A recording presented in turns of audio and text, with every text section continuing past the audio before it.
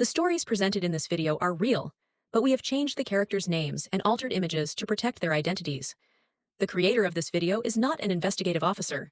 These narratives have been sourced from various internet platforms. Our intent is not to accuse or target anyone in particular. Thank you for understanding. March 6, 2024. The body of a young housewife is found in a remote field in a small rural Indiana town. A startling scandal involving a Christian priest, an affair, an abortion, and eventually murder is discovered by the police as the inquiry progresses. Emma Richardson led what many would describe as the perfect existence in the sleepy village of St. Mary's Parish, where everyone knows one another's business. She had 2 adorable kids, a nice home, and a diligent husband named John. However, John's commitment to supporting his family meant working long hours and spending late nights immersed in paperwork. Despite being proud of her husband's accomplishments, Emma frequently found herself alone herself, with her nights devoid of discussion and her days occupied with tasks. Emma spoke to Father Michael Donovan for the first time on one of those lonesome days following Sunday church. The priest exuded composure, empathy, and a real interest in the lives of his parishioners. He always appeared to have the proper words for people who needed them, and Emma admired that. As the weeks went by, their chats became more in-depth, although they began with small talk about the sermon or the most recent community event. Emma found herself opening out in ways she hadn't with anybody else when Father Michael inquired about her well-being. She confided in him about her loneliness, how she felt like just another piece of furniture in her own house, and how John was never there. Their encounters quickly became routine after Father Michael listened carefully and provided consolation where he could. The walls seemed to shut them off from the outside world as they sat in his office at the church. Innocent conversations about faith and family gradually evolved into something neither of them had anticipated. Despite his vows, Father Michael was unable to ignore his developing feelings for Emma. He, in turn, gave her the care and attention she sorely lacked. It was a chilly December night when they shared their first kiss. Emma had returned to the church following yet another altercation with John. As she talked about her loneliness and frustration, tears welled up in her eyes.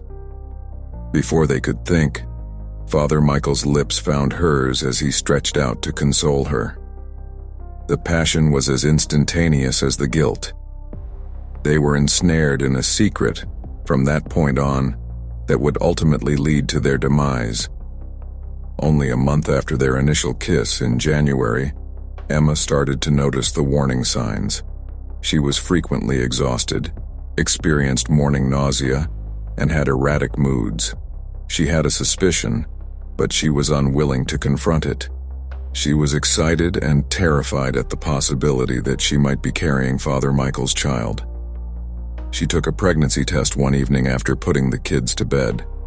As she awaited the outcome, her hands shook. She sat on the lavatory floor with tears running down her cheeks when the 2 lines showed, confirming her concerns. How would she respond? How was she going to tell John this? The baby couldn't possibly be his, and she hadn't seen him in weeks. John started to believe anything was amiss after observing Emma's behavioral changes and mood swings. Every time he asked her if she was okay, or if something was hurting her, she dismissed him. She was unable to be honest with him. Never, ever. Emma anticipated that Father Michael would be upset to learn of the pregnancy, but she was surprised by how uninterested he was.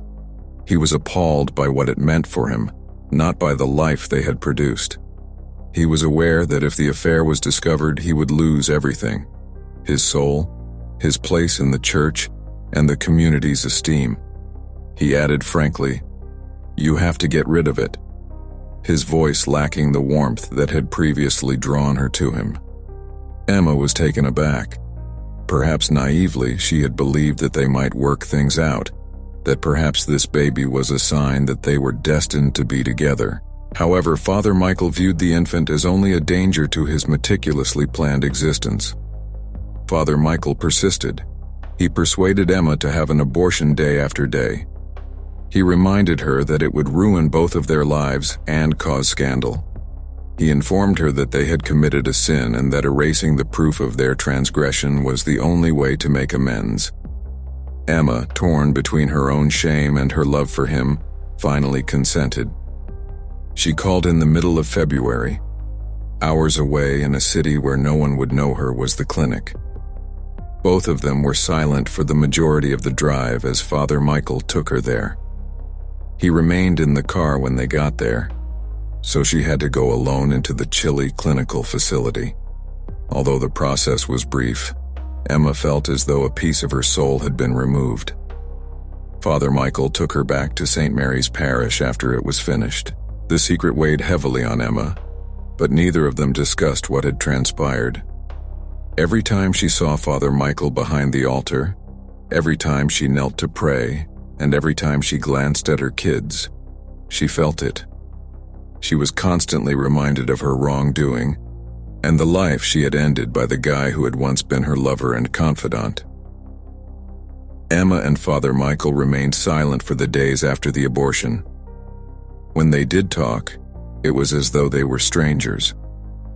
Emma's sense that she had lost more than a child persisted. She was no longer the same person. She was plagued by guilt, which grew more intense every day. She was unable to eat or sleep, and when she closed her eyes, all she saw was the face of the unknowable infant. A few weeks later, one evening when the kids had gone to bed and John was still at work, Emma found herself sitting by herself in the dim living room with her thoughts racing. She was unable to continue keeping this a secret. The weight was too much to handle. She was aware that her actions were wrong and she felt that confessing was the only way to achieve peace. However, simply admitting to God was insufficient. The world needed to hear her confession. Her heart thumping in her chest, she attended church the following day. When Father Michael saw her in his office, he realized something was off. She informed him that she had to disclose their affair and the abortion to the church because she could no longer bear the secret. She claimed that it was their sole means of atoning for their transgressions. As he heard her, Father Michael's face went white. He attempted to persuade her that admitting would only make things worse for everyone in the neighborhood, including their families. Emma was adamant, though. Nothing he said could change her mind. She had already made up her mind. Father Michael's voice grew desperate as he pleaded with her to think twice. He threatened to end his priestly career if she revealed them. He would lose everything, including his reputation, his home, and his work. Emma, however, remained steadfast. She could no longer bear the guilt. She had endured it for too long. Father Michael's despair turned to rage when he realized she was not going to give up. He couldn't allow her to ruin all of his hard-earned money. Father Michael followed Emma out of the church that evening. He begged her one final time, but when she turned him down once more, he lost it. Snatching her by the throat, he squeezed in a flash of blind terror. Father Michael persisted until Emma was motionless despite her struggles and shocked, wide-eyed stare. After it was over, he was horrified as he gazed down at Emma's dead body. The ultimate sin had been committed by him. He had killed someone. Now, however, there was no time to consider that. He needed to dispose of the proof. In the hopes that no one would ever discover Emma, he moved her body to his car, drove to a secluded field outside of town, and abandoned her there. A local farmer called Joe Matthews was out inspecting his crops early on March 6, 2024, when he noticed something strange in the distance. His heart skipped a beat as he approached. A woman's body was found in the mud, face down. He contacted the police right away, and a few minutes later, St. Mary's Parish, a sleepy community, was a hive of activity.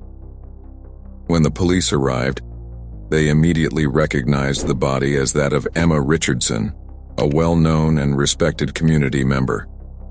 The markings on her neck indicated she had been strangled, but there were no overt indications of resistance. The police started searching the area for any hints that could help them figure out what had transpired. The police had informed Emma's husband, John Richardson, by the evening of March 8th. He didn't know who might have done this to her, and the news saddened him. He admitted under interrogation that he had no idea why Emma had been aloof and distressed in the months before her passing. Although the officers noted this, they did not view John as a suspect at the time because his sadness appeared sincere. In order to find any leads, the investigators dug deeper into Emma's life throughout the course of the following few days. Their attention was drawn to Emma's phone records, which they discovered on March 10th. Father Michael Donovan and Emma exchanged a lot of text messages and phone calls. Given the priest's vow of celibacy, the timing and frequency of the messages were out of the ordinary. The investigators started to think that their relationship was more complicated than it first appeared. In an effort to learn more, the police secured a search warrant for Emma's house. During a comprehensive examination of her possessions on March 12th, they found a secret journal concealed in a drawer. The journal's entries were startling. Emma had written extensively about the abortion, her feelings of shame, and her intention to tell the church about her affair with Father Michael. The journal's discovery completely changed the course of the investigation. Now the cops had a prime suspect and a clear motive. They were aware that they had to approach Father Michael with caution, but they also understood that they had to bring him in for interrogation. The community would soon discover that the man they had admired and trusted was not who they believed him to be, and the case was set to take a drastic turn. The investigators realized they needed to handle the case carefully as the inquiry progressed. Father Michael was well liked in the small, tight-knit community of St. Mary's Parish. The town would be rocked by the possibility that he was responsible for Emma's death. Before taking any further action, the detectives made the decision to proceed slowly and collect as much evidence as they could. Father Michael Donovan was called to the police station to be questioned on March 15, 2024. Wearing his black suit and typical clerical collar, he arrived cool and collected. He was shown a tiny antiseptic room with 2 chairs and a single table by the detectives. He graciously declined their offer of a cup of coffee. He was routinely questioned about his relationship with Emma Richardson to start. Father Michael remained calm and spoke in a clear, quiet voice. He asserted that he was there to offer Emma spiritual support during her trying times and that his interactions with her were solely pastoral. But his composed manner started to falter as the detectives asked him more specific questions. Father Michael's face became white as they mentioned the journal. He attempted to brush it off, claiming that Emma might have written false things because she was distressed, but the cops didn't believe him. They showed him the phone logs, which demonstrated how often he and Emma spoke, especially in the weeks before her passing. Father Michael became very agitated. He moved about in his chair, his hands shaking a little as he made an effort to appear innocent. The evidence against him was growing, despite his denials of any illicit involvement with Emma. Though they needed more to make their case strong, the detectives could tell that they were making progress. The investigation took a significant turn on March 18, 2024, 3 days later. While going over hours of CCTV footage from surrounding businesses, one of the detectives discovered something important. Video of a car passing by on the night of the murder was taken at a petrol station a few miles from the field where Emma's body was discovered. The timing coincided with the window where Emma was slain, and the car was the same make and model as Father Michael's. The investigators were certain that they had located the missing component. They located and spoke with the gas station employee who was on duty that evening. "It was odd to see someone drive out that way at such a late hour," the attendant recalled, adding that she remembered seeing the car. Equipped with this fresh evidence, the investigators were comfortable enough to reintroduce Father Michael. The detectives hit the ground running on March 20th, 2024. Father Michael was getting ready for the day's services when they arrived at the rectory early in the morning. When he spotted the officers at his door, he was obviously shaken. They invited him to visit the station after telling him they had fresh proof. There was no courteous invitation this time. Their purpose was to apprehend him. The investigators arranged the material at the station, including the journal, phone logs, and now the CCTV footage. As he attempted to uphold his denial, Father Michael's hands trembled, but the evidence was too strong. As the truth of his circumstances dawned on the detectives, they watched. Father Michael was obviously cornered, but his voice broke as he insisted on denying everything. At that point, the detectives didn't require a confession. To accuse him, they had enough. They told Father Michael that he was being held in connection with Emma Richardson's murder. The once respected priest sagged in his chair as they read him his rights, his entire world falling apart. He was being carried away in handcuffs, his fall from grace complete. The guy who had once stood at the pulpit preaching about morals and virtue. St. Mary's Parish rapidly became aware of Father Michael's incarceration. The public was stunned.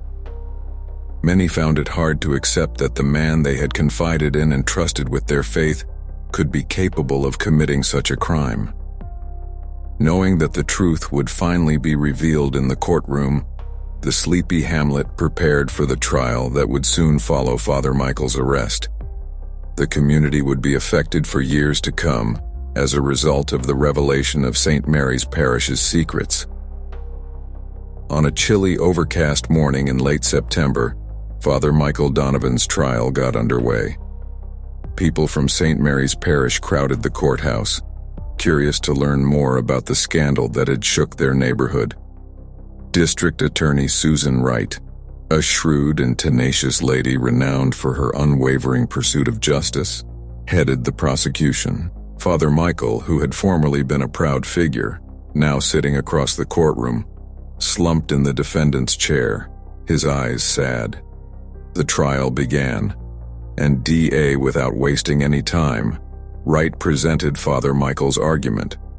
Her voice reverberated in the quiet courtroom as she spoke with obvious passion. She began by introducing Emma Richardson's journal entries. Her love for Father Michael, her guilt over the affair, and her profound remorse for the abortion were all evident in every page.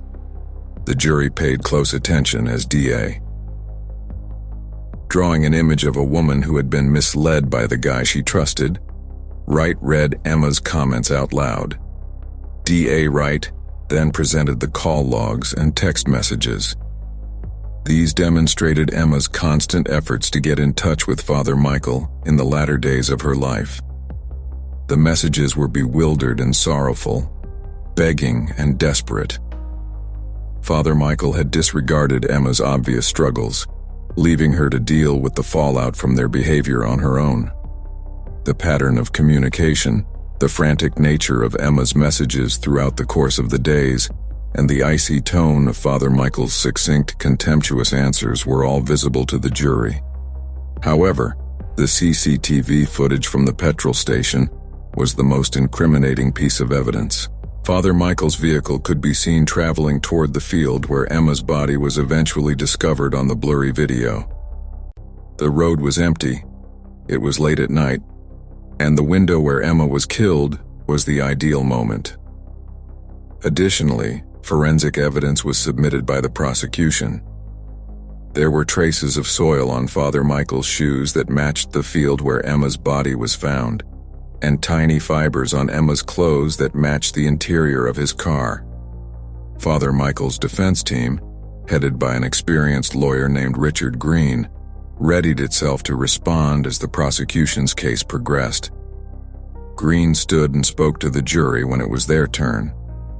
He started telling the story of a man who had been driven to the brink in a serene, almost calming tone.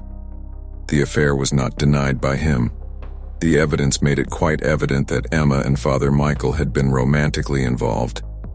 Green countered that Emma's sadness and remorse had drove her to the verge of mental instability following the abortion. According to Green, Emma had confronted Father Michael the night before she passed away, accusing him of destroying her life and threatening to expose him. He said that Father Michael had acted in self-defense during the tense situation, and that Emma had turned violent. Green claimed that it was a terrible accident rather than a planned murder. In an attempt to portray Emma as a woman in disarray, the defense called a few witnesses, parishioners who had noticed Emma's sorrow in the weeks leading up to her passing. Each party vehemently defended their version of events during the weeks-long trial. Every fresh piece of evidence added to the suspense, and the tension in the courtroom was evident. Aware that their verdict might permanently alter lives, the jurors observed intently as they considered the arguments.